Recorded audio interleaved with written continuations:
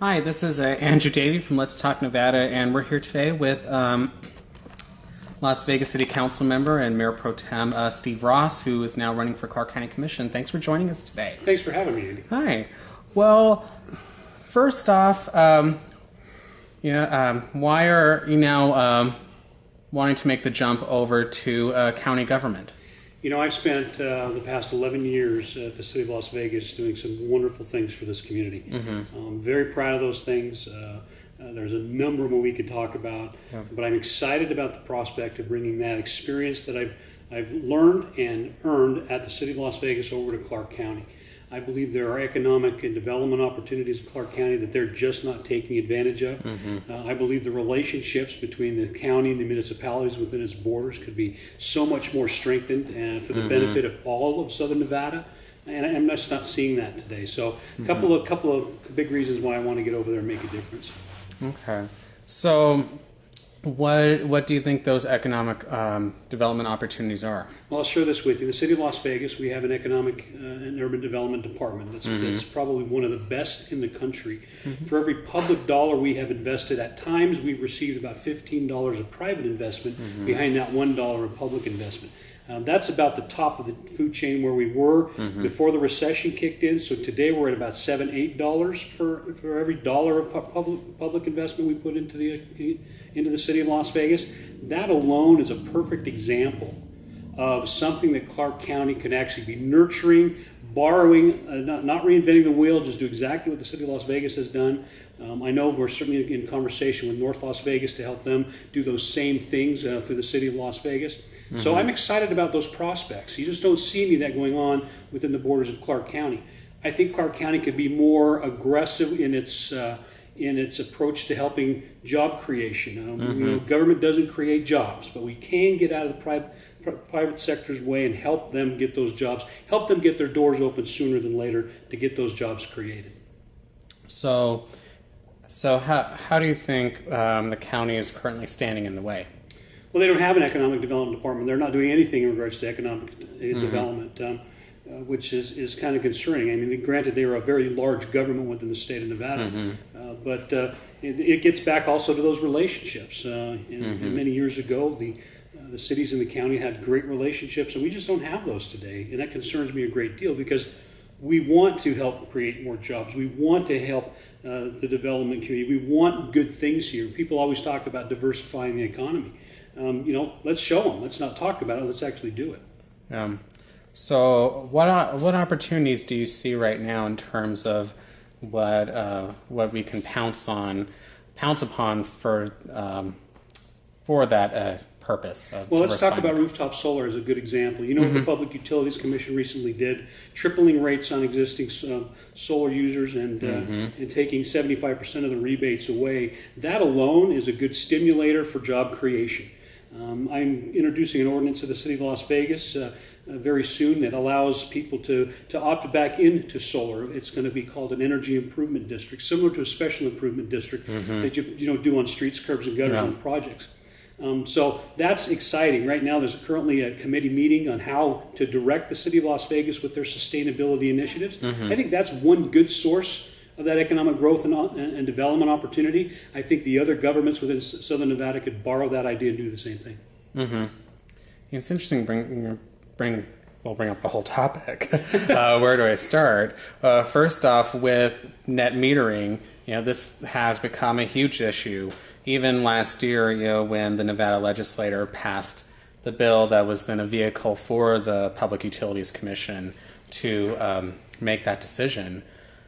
What else do you think can be done at the local level to correct what a lot of folks now see as a big wrong? Big wrong is right. It's sending the wrong message, too. Southern Nevada should be the solar capital of the world. I've always said that. I stand behind that. The City of Las Vegas has been very progressive in its approach to sustainability. We have solar panels in front of City Hall, on City Hall. We have solar panels throughout every city facility, fire stations, parks, parking, shade structures at the Centennial Hills Active Adult Center. We've really made that statement, but it's not just solar. It's also recycling. It's also the way we handle our wastewater treatment facility. We've got a huge solar plant down there as well. So we've made a big statement, and we need to continue to carry that statement. and not go backwards. And that's what the Public Utilities Commission did. I don't think that the legislature demonstrated the proper leadership in allowing this to happen. It's a 3-member board, of course, appointed by the Republican Governor Sandoval. I mean, so I think some things could have changed, and we wouldn't have seen all those jobs lost, and we wouldn't have seen 3 or 4 companies close their doors and leave Las Vegas entirely. That sends the wrong message. Now, in terms of sending the right message, I noticed a few weeks back when the cities of Henderson and Reno signed on in court in support of the EPA's Clean Power Plan. And last month we spoke with a couple members of the Reno City Council who were talking about efforts in northern Nevada to make the community more sustainable. What else do you think can be done here in southern Nevada, in terms of cutting down our carbon footprint?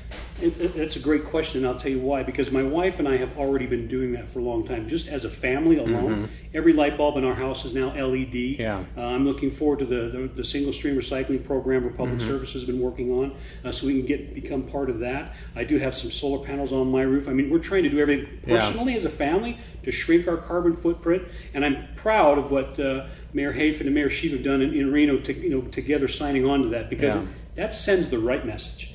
Northern Nevada has got great resources for other than fossil fuels for energy, and I think that's significant. We do too here in Southern Nevada. Certainly Mayor Hafen gets it, Mayor Goodman gets it, of course, and I think Mayor Lee does as well. We've got some golden opportunities here in Southern Nevada to really push that message and push that industry forward, creating those jobs and bringing those businesses back to Nevada. Yeah, and at the same time we're dealing with a really big challenge. Doesn't feel as big, thanks to El Nino, but still, we're dealing with drought, and it's been especially severe up north. But we've even been feeling the effects down here. What do you think we can do, in addition to what's already being done, to deal with drought and just with what we usually have to deal with in terms of we live in the desert? There's just not much water here. Yeah, that's always been the case since the founding of Las Vegas over 100 years ago. And it's certainly true today. And we've seen the ill effects of El Nino and what this drought has done on the entire West Coast. I mean, some lakes in California have just entirely disappeared. You certainly see our water levels shrinking on a regular basis. I've also learned recently that this is about a 16 to 18 year cycle of drought, because I remember when I was a little kid watching the water overspill at the dam into the Colorado River. So I think we're going to come out of this. Of course, it's always dependent on the snowfall and the snow shed on the western Colorado Rockies, and I think that's important. But also, it plays right into the city's continuing sustainability initiative. We in Southern Nevada and the Southern Nevada Water Authority has done a great job promoting water conservation. Home builders now are not putting grass yards in front yards or backyards. I mean, they're putting xeriscape landscaping in. They're putting astroturf in. I mean, we've done that at our house too. So continuing to shrink our carbon footprint, right? Save water, save energy. And that's the statement. It's the whole encompassing statement about how we are in Southern Nevada and in sustainability. Water conservation has been huge for us. We've actually won awards for our conservative efforts in regards to saving water. I've had several conversations with Pat Mulroy, and I haven't yet with Mr. Ensminger now, who's running the water district. But I always expect someone to say, okay, stop, we don't have enough water, you can't build anymore. That hasn't happened yet, and I get that question a lot because people think the building is off the charts and they want to use all of our water. Until water levels reach that emergency depth or elevation, if you will, power continues to be created at Hoover Dam for the benefit of Southern California. The farms and ranches in Arizona and California still reap the benefits of the Colorado River. Our share of that water is much smaller than Arizona's and California's because the Colorado River Commission, wrote that pact decades ago. And it's important. We do need to sustain those families and those lives and the livelihood of farming and ranching as well for the benefit of everybody. So I think it's just a balance. It's finding that right balance, but continuing to push our sustainability initiative and do the right thing because we are the desert.